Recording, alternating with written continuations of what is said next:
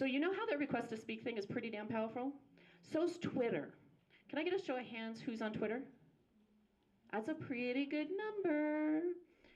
Who thinks they're too old for Twitter? Show of hands.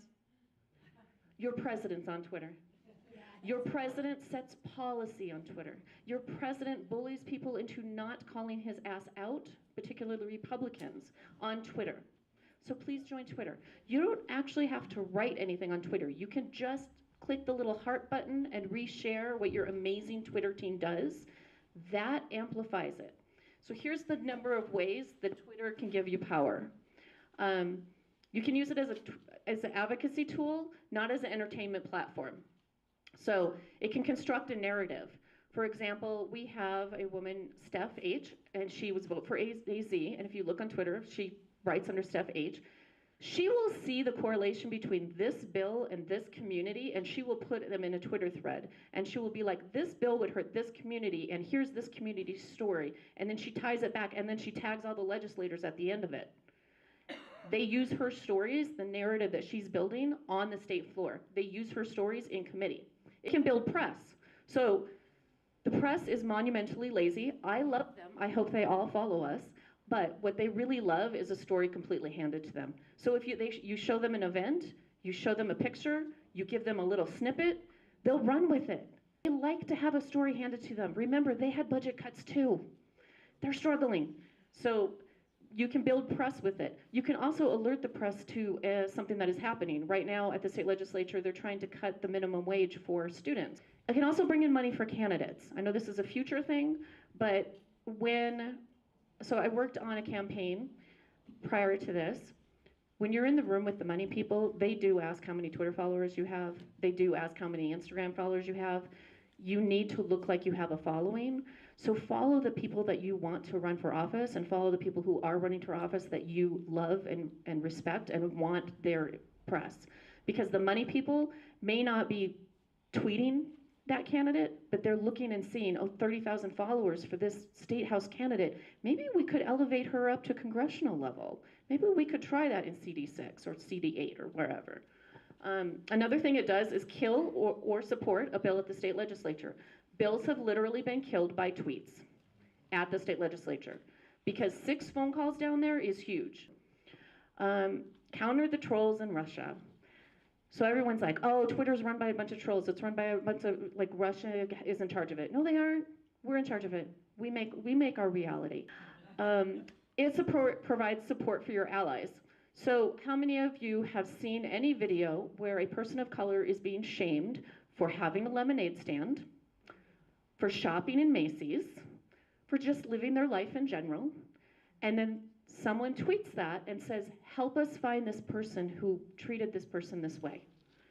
That's another way for using Twitter. And you can reshare that and help amplify. A friend of mine reshared the one in Texas recently. And when he reshared that, they found this person who had said this horrible thing to the woman in Macy's in Texas. So, and then you can also just tell your story. Whichever way you want, because you can control the narrative. And remember, the press is reading, so you get to write whatever you want. You get to tell your own story directly to somebody. Now, it may not work all the time. I recommend that you have the group Twitter account, but then you also have some of you tweet as regular people, because the press does glob onto those a little bit quicker. That's why Steph H posts under her name, and that's why Captain's Log posts under his name. Both of them have Indivisible groups, but they go that way. Okay, so what did we learn in 2018 and what can we take away for 2020? We're going to discuss the electoral landscape, make it do the next one, discuss the opportunities presented by the presidential primary, identify electoral priorities for your group, because your group should be unique and you should have your own voice of what you want to come out of this presidential primary. Talk about the path to 270 while understanding the problems with electability and viability. Recognize the power held by indivisibles in this political movement. Some of the lessons learned in 2018. Women win, right? Katie Hobbs, Kristen Sinema, Kathy Hoffman, Sandra Kennedy. We had wins in Arizona for women. It can be done. Proximity to pain should be in proximity to power. Those who have gone through this pain When they run and they talk authentically, they win. I'm sure you guys know about the mom who ran, whose son was killed, and she won, and how amazing it was to see her this week as the House finally voted on a gun law bill for the first time in, I don't know, 10, 15 years. It was amazing. Yeah. Candidates of color motivate new voters. New voters, they don't like the old standards. They want the new and the fresh, and they want passion. Working class candidates speak authentically to the issues that voters care about. And these are the lessons that we took away from the midterms. Next slide. Sorry. The electoral landscape, the path, this will be a tough race, and the battleground is really big this year. Many passed to 270. We win if we weaken Trump in Washington, if we contribute to the nomination of a strong candidate who can build a winning coalition, and I think that's one of the key things, is building that coalition to get behind him or her, and grow grassroots power to transform the map in 2020. All right, Arizona, I said this the other day and nobody believed me. Arizona is now majority House Democrat delegation in 2018. We have 5 of the 9 seats of the House are Democrats. Like, stunning. We picked up AZ2 and Kirkpatrick. We picked up the Martha McSally seat. And then we defended the seat in AZ9. Greg Stanton held on to her seat. So we have 5. Like, that's amazing. I thought we were a red state. So the key to winning one of the best Senate, the next Senate races, obviously we will have another Senate race. The special election to fill McCain's seat currently held by Martha McSally. We hear that Martha McSally might be primaried. Heard it had something to do with y'all's person. Potential losses would be in Alabama and Minnesota. Those are going to be really tight. But potential pickups, Arizona, Colorado, and Maine. That's where we think we can pick up Senate seats. Next up, primaries. Our primary is March 17th. If you are new to moving in Arizona, it's not called primary here. We call it the presidential preference election. We share the slot with Florida and Illinois, so it's going to be a really loud day. You're going to get this question a lot, and I want to be really clear because we have a lot of independents who are Indivisible members. Independents must register with the party to vote in the presidential preference election. No exceptions. They can vote. How do you want to use your power in this political moment? Prescott Indivisible obviously flexed serious power in the last election. You may have not won the big prize, but you won a lot of other ones. So how to engage? We're going to focus on your values, and you're going to act early. You're in this work for a reason. Identify the candidates who reflect that in your campaigns. That'll come up in the survey when you meet and you figure out what values are important to you. Ask the candidates to speak to those values directly to you in your group. You've already done that, had candidates come and speak to you. Don't let worries about electability and viability hold you back from supporting the candidate closest to your values. As a nation, we know that when the candidates speak authentically, they win. Act early. This is one of the reasons that today I'm talking to you about the 2020 primaries, and you're like, Trish, I have no idea why you're talking about this. They're not even done announcing candidates yet. Like, we still got like 7 more Democrats who are gonna announce. It's all strategy. So at Indivisible, we want to hear from your groups, and we want to hear from you early so that we can get our strategy together, because these presidential candidates who have announced do want to talk to you. They want us to do a statewide call with them on it. Your group has a lot of power within this Democrat electorate. Use it when it's useful. Early endorsements will be way more powerful than late ones. I think you learned that in the last one because you guys did do endorsements. And studies show that early primary engagement makes candidates more potent in the general. Primaries are good. They make your candidate a better speaker. They make your candidate work harder. They get good practice. They learn how to raise money too. Yeah. Indivisible will not endorse any candidate without a process that has significant buy-in from the nationally coordinated network of groups. Prescott Indivisible is in the nationally coordinated network of groups. Your leaders sit in on the monthly phone call that have just started, and we will include them in the process and include you in the process through this survey. It's 26 questions. And we really want to authentically know what represents your group. So we want to hear from you. I in particular really want to hear what it is you want to work on this year. Like, what ballot initiatives would you be excited to work on? We're getting hit up. I'm literally getting an email a day right now, or a phone call or a text a day of some organization who wants to use you guys' power to build what they want. I want to know what you want. What ballot initiative would you get excited about?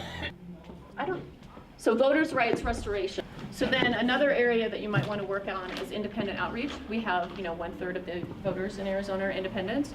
Last election cycle, we ran some classes on how to talk to an independent. I know that sounds rather formal and funny, but sometimes people come to an independent store and they have some misconceptions about why that person is an independent. Can you tell the group what we have going in the whole state in terms of Indivisibles? Like how many we have and what people are doing? I sometimes we feel like we're just this little group, but there's actually so many groups. I think it's good. Yeah. So I actually just really wrote up a long description of each of them for somebody. We have about 40 groups statewide. They're as active as you guys are. You guys are more variety, but we have about 40 groups statewide. Leaders, so I love y'all. So, any other else? Yeah? All right. Thank you.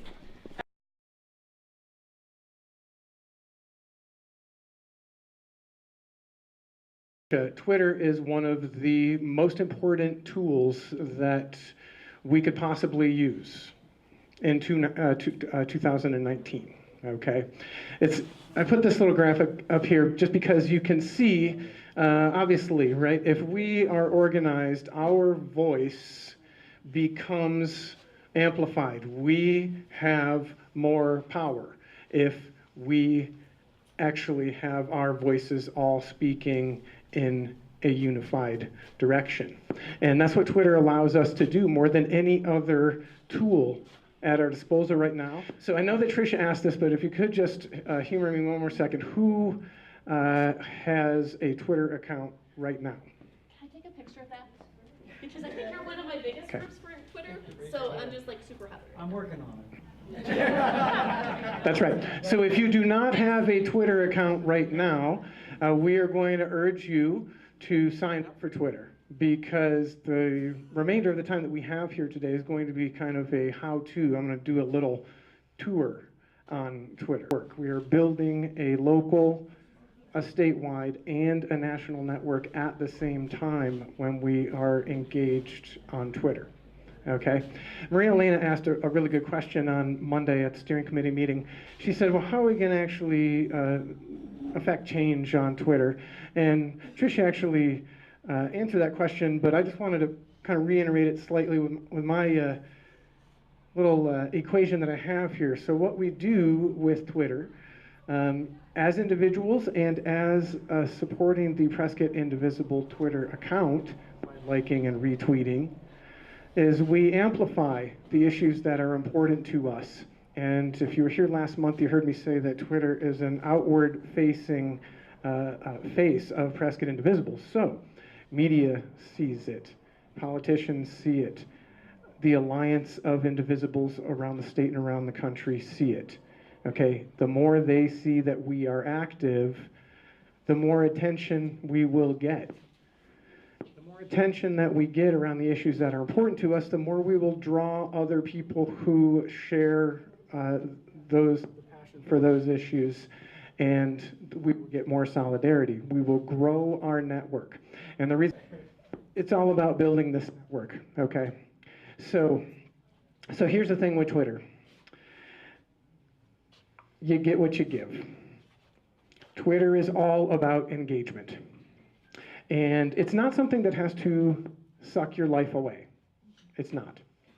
However, it is something that if you are curious about it, if you actually do engage it, if you do the things that amplify our voice on Twitter, like tweet, like retweet, comment on and reply, every time you do that, more people see what we are doing. So it's really about being real, acting like a real person, because that's more engageable than if somebody thinks you're a bot. And there is a degree of it that is having fun. It is a political advocacy tool, but you can have fun with it, okay? Now I just wanted to go through a couple of these, so just briefly. A tweet is where you write your own content and post that, right?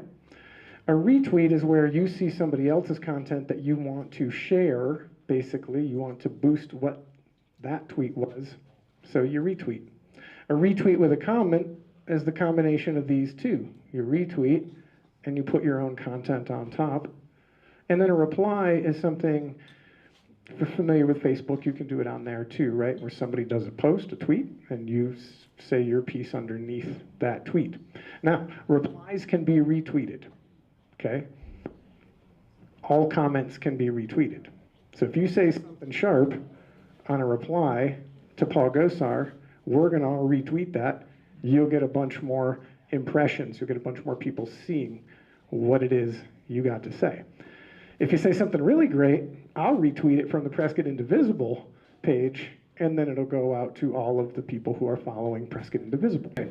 I just wanted to address these two things right here. The @ is your handle, okay? And if you want to at somebody, meaning you want to bring a tweet to their attention or you want to call them out in your tweet, you add their handle in there, and they get a notification, and everybody who replies to that. So for instance, we say something to Gosar and we at him, and then everybody in Prescott Indivisible chimes in on that. His account sees all that, okay?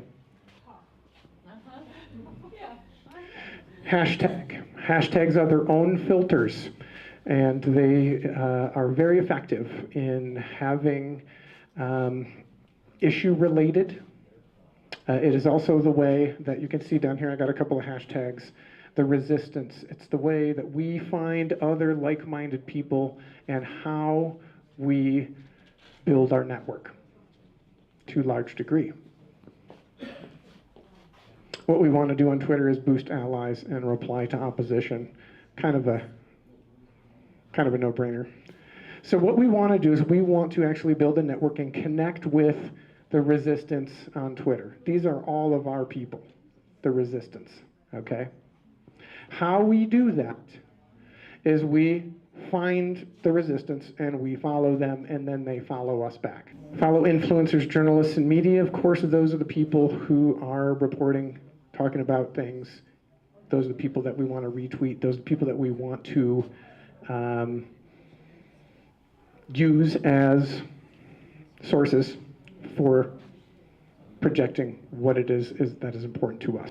So if you go on Twitter, you'll see a little envelope where you can do direct messages, okay? You can only direct message people who you follow and who follow you, okay? So the first thing that you need to do is follow Prescott, Indivisible Prescott, right here. Follow this handle, okay?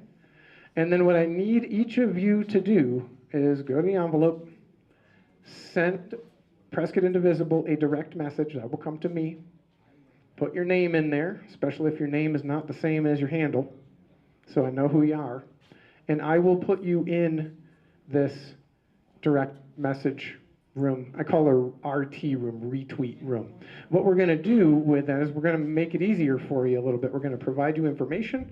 I'm going to be putting things in that room that you can then just go retweet. You don't have to go find it. It'll just come right to you. And so what Twitter allows us to do is amplify all of the great work that we're already doing. And it allows us to actively, through the platform itself, throw our weight around a little bit. Let the universe know what it is that matters to us. And again, the more engaged we are with it, the more effective it's going to be.